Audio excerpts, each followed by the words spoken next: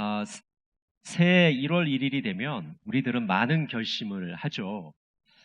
그래서 뭐 살을 빼겠다든지, 뭐 운동을 열심히 하겠다든지, 또 무엇인가를 좀 배워보겠다든지, 많은 결심들과 다짐을 하지만 작심삼일로 끝날 때가 많습니다.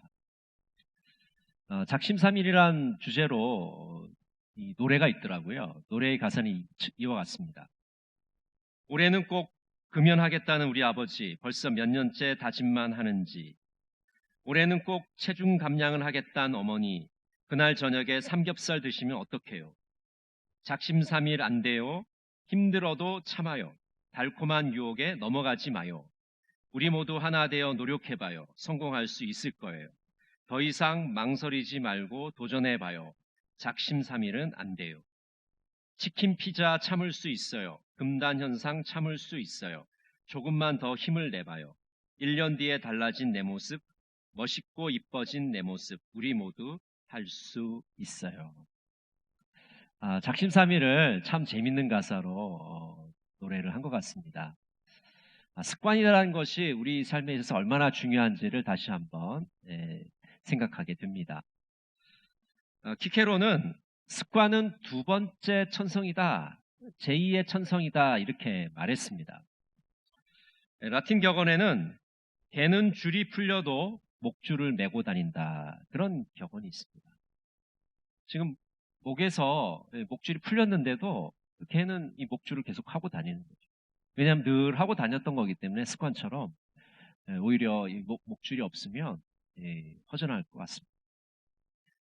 아랍 격언에는 습관은 오감을 지배하는 6번째 감각이다라고 얘기했습니다. 우리가 5가지 감각이 있는데 이 습관이 6번째 감각이 되는 아주 중요한 것이다라고 말하고 있는 것이죠. 습관과 아주 재밌는 실험 하나가 있습니다. 미국 듀크대에서 실험한 것인데요. 학생들을 두 그룹으로 나눴어요. 한 그룹은 정기적으로 열심히 달리기를 하는, 운동을 열심히 하는 친구들, 또 한 그룹은 뭐 가끔 운동을 하거나 전혀 하지 않는 그런 두 그룹으로 나눠서 실험을 하게 됩니다. 정기적으로 열심히 달리기를 하는 학생들은 장소에 즉각적인 반응을 보였어요. 그래서 장소를 보여주거나 장소를 도착했을 때 그 장소에서 달리기를 했습니다. 예를 들어서 뭐 운동장이라든지 아니면 공원이라든지 이런 데서 달릴 수 있는 장소가 주어지면 달리기를 했던 것이죠. 근데 반면에 평소에 달리기를 안 하던 그룹은 목표가 주어지면 달리기를 했습니다. 예를 들어서 뭐 체중 감량을 한다든지, 뭐 마라톤 대회에 참가를 한다든지, 또 건강을 위해서 뭐 달리기가 좋다든지 이런 목표가 정해지면 달리기를 했습니다. 그래서 중요한 것이 무엇이냐면 이 실험에서 우리에게 말해주는 것은 목표에 우리가 집착을 하게 되면 좋은 습관을 가질 수가 없어요. 좋은 습관을 가지기 위해서는 상황에 집착을 해야 됩니다. 그 상황 중에 이제 장소라는 것도 그 상황에 들어가게 되는 거죠. 그러니까 사람은 상황이 주어져야 습관을 들이는 것이지 목표가 주어진다고 해서 그 습관을 들일 수 없다는 것이죠. 이 실험이 그런 것들을 우리에게 보여줍니다.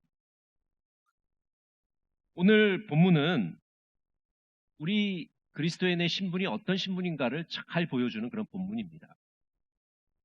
로마서 6장 11절에 우리의 신분이 잘 나타나 있습니다. 같이 한번 읽겠습니다.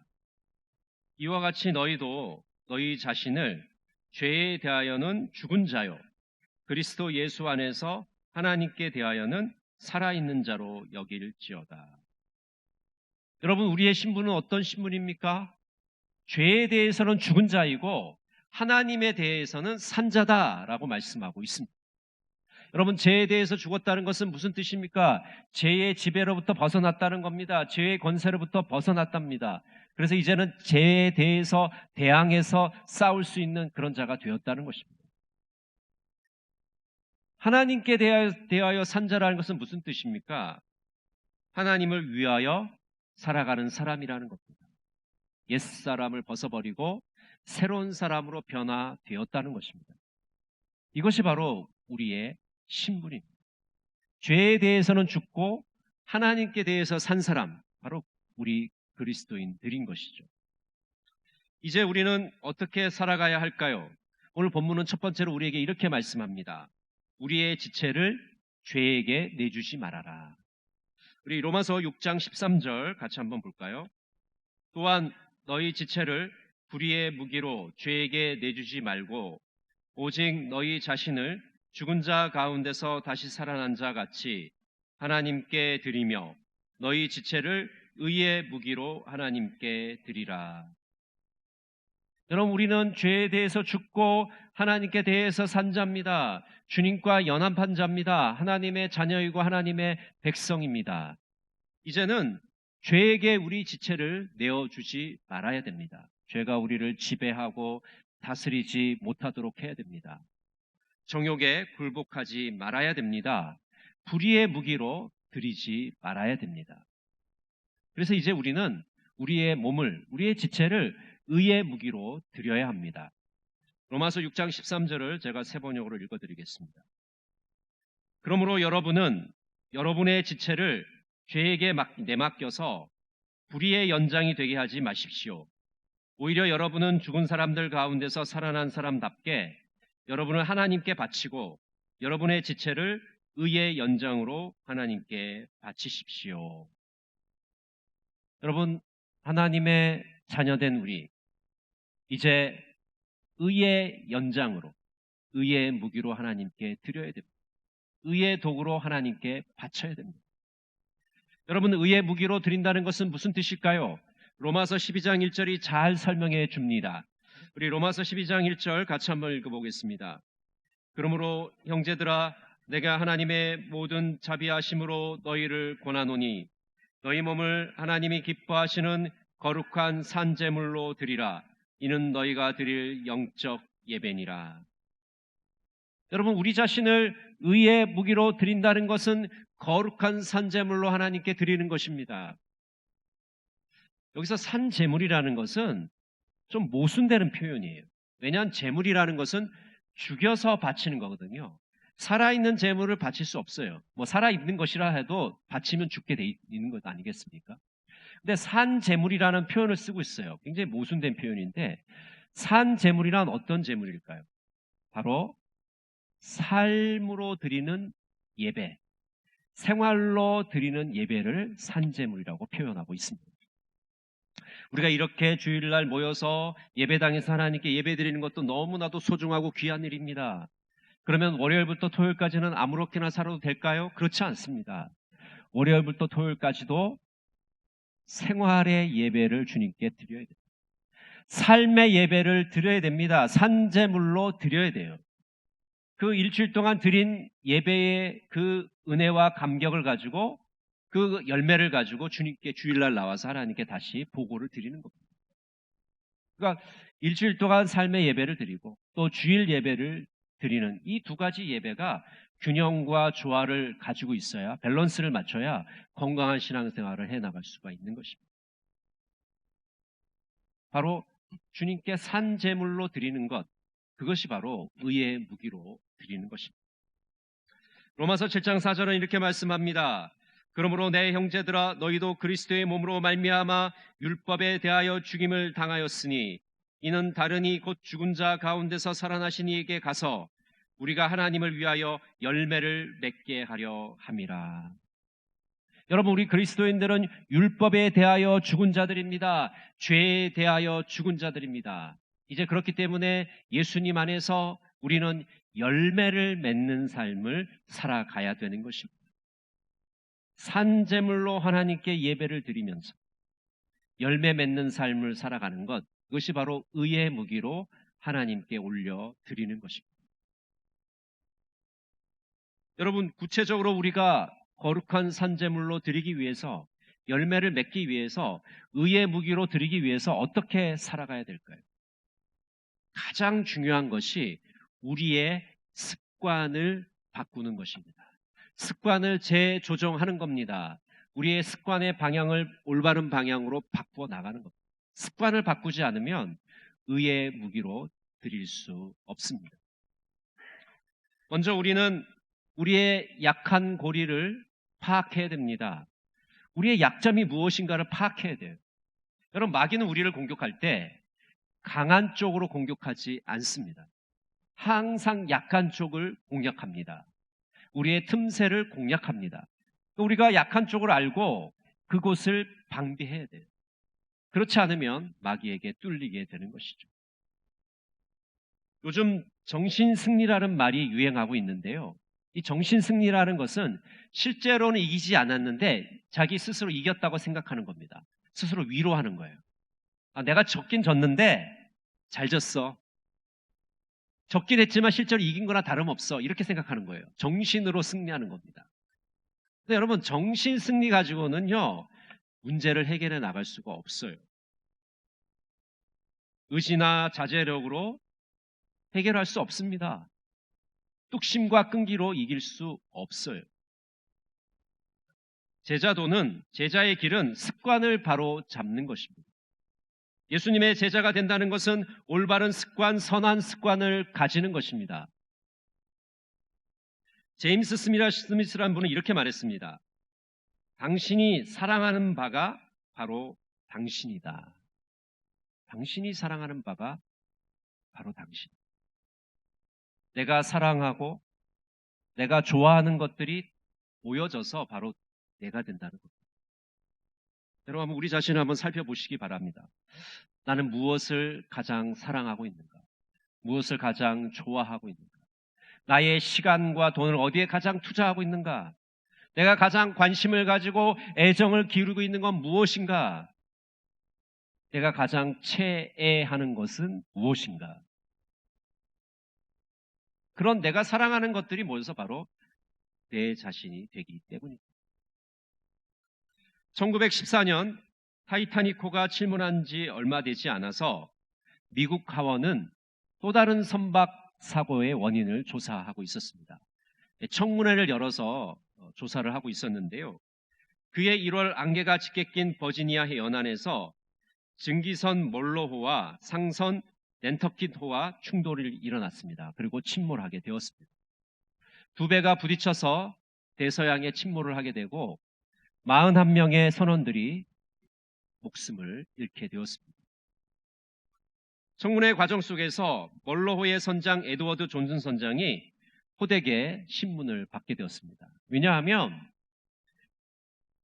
그 당시에는 나침반을 이제 배들이 쓰고 있었는데 표준 나침반에서 2도 정도 차이 나는 그런 나침반을 가지고 배를 몰았다는 그런 의혹을 받게 되었던 것입니다.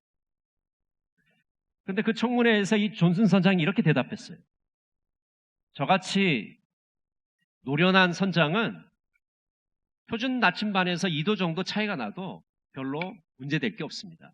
저는 얼마든지 그것을 극복해 나갈 수 있습니다. 이 몰로호의 선장은 1년 동안이나 표준 나침반과 2도 이상 차이가 나지만 그 나침반을 조종하지 않았습니다. 그리고 나중에야 이 몰로호의 선장 존슨 선장이 사용한 이 나침반이 그 배를 조종하기에는 매우 부적합하다는 판결을 받게 된 것입니다. 여러분, 이 이야기가 우리에게 시사해 주는 것이 굉장히 많습니다.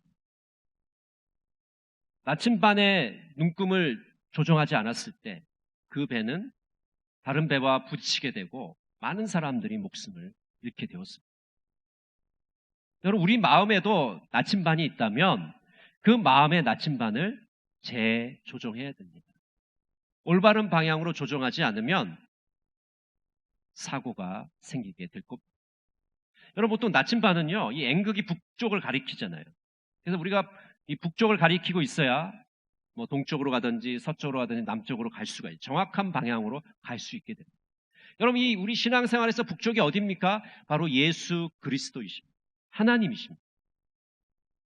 이 나침반이 정확히 북쪽을 가리치지 않으면 거기서 뭔가 잘못되어 있으면 우리는 올바른 방향으로 갈 수가 없습니다. 습관을 바꾼다는 것은 우리의 마음의 눈금을 바꾸는 거예요. 이 마음의 나침반을 조종하는 겁니다. 조종하지 않으면 문제가 생기게 되기 때문입니다. 습관을 바로 잡아야지만 우리는 올바른 방향으로 나갈 수 있게 됩니다. 여러분, 우리는 왜 작심삼일에 빠지는 것일까요? 왜 우리의 삶을 제어하지 못하는 것일까요? 우리 내면의 충동이 우리의 의지력과 우리의 끈기보다 더 크기 때문입니다. 우리의 본성이 우리가 생각하는 것보다 훨씬 강력하기 때문입니다.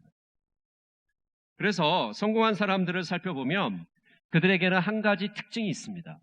그 특징이 뭐냐 하면 불굴의 정신력으로 습관을 만들려고 하지 않았다는 것입니다. 정신 승리하려고 하지 않았다는 것입니다. 자신의 의지나 자제력을 가지고 그것을 문제를 해결하려고 한 것이 아니라 습관을 활용했던 것입니다. 서던 캘리포니아 대학교의 웬디 우드 교수라는 분이 계십니다. 이분은 우리가 좋은 습관을 형성하기 위해서는 습관 설계 법칙을 가져야 한다고 말하고 있습니다. 5단계의 습관 설계 법칙을 통해서 좋은 습관을 만들어 가야 된다고 말하고 있는 것입니다. 이 첫 번째 단계는 상황을 재배열하는 것입니다. 한번 따라해 보실까요? 상황을 재배열하라. 상황을 재배열한다는 것은 좋은 습관을 들일 수 있는 좋은 환경을 만드는 것입니다. 우리가 어떤 문제를 해결할 때 상황을 정리하지 않으면 그 문제를 해결할 수가 없습니다. 제가 초반에 말씀드렸죠. 이 습관과 상황은 깊은 관련성이 있어요. 그러니까 우리가 좋은 습관을 들이려면 상황에 집착해야 됩니다. 상황을 만들어야 돼요. 그런 상황이 주어지지 않으면 그 습관을 들일 수 있는 출발점에 서지 못하게 되는 것입니다. 예를 들어서 공부를 열심히 하려는 학생은 자신의 상황을 도서관이나 독서실에 가둬둬야 됩니다. 근데 그렇지 못하고 상황을 늘 친구들하고 놀러 다니거나 영화관에 들락거리거나 이런 상황을 만들어 놓으면 절대로 공부를 잘 할 수가 없어요. 그래서 상황을 재배열하고 상황을 정리해야 하지만 우리는 좋은 습관을 기를 수 있는 출발점에 서게 됩니다. 두 번째 단계는 마찰력을 활용하는 것입니다. 한번 따라해 보실까요? 마찰력을 활용하라. 여러분, 마찰력이라는 것은 두 물체가 닿았을 때 한쪽 물체가 움직이지 못하도록 방해하는 힘이 마찰력이에요. 그래서 자동차 브레이크가 마찰력을 이용한 것이죠. 이 가려는 힘과 가지 못하려는 힘이 마찰이 되면서 이 브레이크가 작용하게 되는 것입니다. 그래서 이 마찰력이 크면 클수록 움직이지 못해요. 마찰력이 작으면 움직일 수 있게 됩니다. 좋은 습관을 가지려면 어떻게 해야 될까요? 좋은 습관은 마찰력을 줄여야 되고 나쁜 습관은 마찰력을 크게 만들어야지만 우리가 좋은 습관을 가질 수 있게 될 겁니다. 이 마찰력의 가장 대표적인 것이 바로 위치라는 겁니다. 위치를 우리가 선점해야지만 좋은 마찰력을 가질 수가 있어요. 예를 들어서 내가 다이어트를 하게 된다. 근데 다이어트를 하는 사람은요, 자기가 눈에 띄는 곳에 먹을거리가 있어서는 안 됩니다. 자기가 움직이는 동선 안에 먹을거리를 둬서는 안 돼요. 먹을거리를 치워놔야지만, 마찰력을 줄여놔야지만 좋은 습관을 가질 수가 있는 겁니다. 자녀들이 책을 읽게 만들려면 어떻게 해야 될까요? 거실에서 TV를 치워야 됩니다. 거실에서 늘 TV를 보는 부모 밑에서 그 자녀가 책 읽는 자녀가 나올 가능성은 거의 없어요. 마찰력을 줄여놔야 됩니다. 위치를 선점해야지만 좋은 습관을 가질 수가 있는 겁니다. 여러분이 생각하시는 좋은 습관이 있으십니까? 마찰력을 활용하셔야 됩니다. 그렇지 않으면 우리는 좋은 습관을 기를 수가 없습니다. 세 번째 단계는 자신만의 신호를 포착하는 것입니다. 습관은 신호에 따라서 움직이는 게 되어 있습니다. 우리 어린 시절에 어머님이 그런 얘기 많이 하셨잖아요. 얘야 밥 먹어라. 그러면 어떻게 해요? 몸이 자동적으로 그 신호에 반응을 해서 식탁에 가서 앉아있죠. 엄마가 굳이 나와라, 앉아라, 숟가락을 들어라, 입에 넣어라 그런 말 할 필요가 없어요. 그냥 얘야 밥 먹어라, 밥상 차려놨다 그러면 몸이 그 앞에 가서 앉아있는 거예요. 신호를 보고, 나만의 신호를 보고 움직이는 거예요. 그러니까 습관이라는 건 신호가 굉장히 중요한 것이죠. 그래서 장소라든지 도구라든지 사람, 시간, 행동이 모든 상황과 결합될 때 우리에게 신호가 주어지게 되는 것이죠. 종을 치면 학생들이 떠들다가 제자리에 앉게 됩니다. 이런 신호를 우리가 포착해야지만 좋은 습관을 기를 수가 있습니다. 4단계는 보상이 주어져야 됩니다. 내가 어떤 행동을, 의미 있는 행동, 좋은 행동을 하려면 상이 주어져야 돼요. 그렇지 않으면 행동하기가 쉽지가 않습니다. 여러분, 강아지들 왜 좋은 습관 기를 때 어떻게 합니까? 좋은 습관 했을 때 간식 주죠. 그러면 그 행동이 습관이 되는 것을 우리가 볼 수가 있습니다. 어린애들도 어렸을 때 좋은 습관을 부모님이 들이기 위해서 간식 주잖아요. 맛있는 거 주잖아요. 야, 너 이거 하면 맛있는 거 줄 거야. 이게 하나의 보상이 주어지는 것입니다. 물질로 보상이 주어질 수도 있고 또 기쁨과 재미라는 보상이 주어질 수도 있습니다. 보상이 주어지는 건데 내 기대보다 큰 보상이 주어질 때 그 행동을 하게 되고 좋은 습관을 기르게 됩니다. 노르웨이의 오슬로에 가면 이 지하철역에 계단에서 소리 나는 계단이 있다고 합니다. 그래서 계단을 밟으면 소리가 난다는 거예요. 그러니까 승객들이 그 계단을 밟을 때 소리가 나니까 굉장히 재미있어 한다는 거죠. 그 재미라는 보상을 줘서 어떤 행동을 하게 만드는 것입니다. 또 어떤 쓰레기통은 쓰레기를 집어넣으면 퐁당 그런 소리가 난대요. 그러니까 사람들이 재미있어서 쓰레기를 밖에 버리지 않고 쓰레기통에 버린다는 거예요. 재미라는 보상이 주어지기 때문에 그런 행동을 하게 되는 것이죠. 5번째 단계는 이 모든 것을 반복하는 것입니다. 골드스타인이 이렇게 말했습니다. 우리가 올바른 방향으로 나아가고 있다면 우리가 해야 할 일은 계속 걷는 것뿐이다. 여러분, 우리가 마음의 나침반을 재조정하고 방향을 올바로 잡았다면 이제는 계속해서 그 방향으로 걸어가야 됩니다. 좌나 우로 치우치지 않고 계속 똑바로 그 길을 향해서 걸어가야 돼요. 5단계를 몇 번 하고 말면 습관은 형성되지 않습니다. 습관이 될 때까지 반복해야 됩니다. 여러분, 습관이 형성되는 사람마다 다 차이가 있어요. 어떤 사람은 몇 번 하면 되는 사람이 있고 어떤 사람은 몇 달이 걸리고 어떤 사람은 몇 년이 걸릴 수 있어요. 아니면 어떤 사람은 죽을 때까지 그 습관이 형성되지 않을 수도 있습니다. 자기 자신에게 맞는 그 습관의 형성 시간들을 알고서 계속해서 반복을 해나가야 됩니다. 철학자 아리스토텔레스는 이렇게 말했습니다. 우리는 우리가 반복적으로 행하는 그 무엇이다. 따라서 탁월함이란 행동이 아니라 습관이다. 여러분, 주일날 이 11시에 와서 예배 드리는 건 너무나도 좋은 습관이에요. 여러분, 이 예배 드리는 여러분 한 분 한 분이 다 탁월하신 분입니다. 왜냐하면요, 52주 동안 11시 한 번도 거르지 않고 이 자리에 앉아서 예배 드린다는 건 얼마나 좋은 습관인지 몰라요. 계속해서 반복해서 이런 습관을 만드신 겁니다. 쉽지 않아요. 처음에는 52주 빠지지 않고 온다는 게 너무나도 어려운 일이에요. 처음 교회에 올 때는 한 달에 한 번도 오고 몇 달에 한 번도 오고 심지어는 몇 년에 한 번 오기도 합니다. 습관이 되어 있지 않기 때문에 그렇죠. 그런데 습관이 되면 어떻게 됩니까? 매주 예배를 드립니다. 또 하나님께 기도를 드립니다. 전도를 합니다. 매일 아침 새벽에 일어나서 큐티를 합니다. 좋은 습관들이 몸에 배게 되는 것이죠. 새로운 습관을 만들려면 나쁜 습관을 버려야 됩니다. 행동이 행동을 낳고 반복은 또 다른 반복을 낳기 때문입니다. 제가 오래전에 어떤 교회에서 이제 사역할 때인데 새벽 기도회가 끝나고 헬스장에 등록을 했습니다. 운동을 하려고. 근데 처음 등록을 했을 때는요, 한 달에 2번이나 3번밖에 못 갔어요. 일주일에 한 번도 못 갔습니다. 여러분, 한 달치 돈을 내놓고 일주일에 한 번도 못 간다는 게 말이 됩니까? 엄청난 낭비잖아요. 왜 그렇습니까?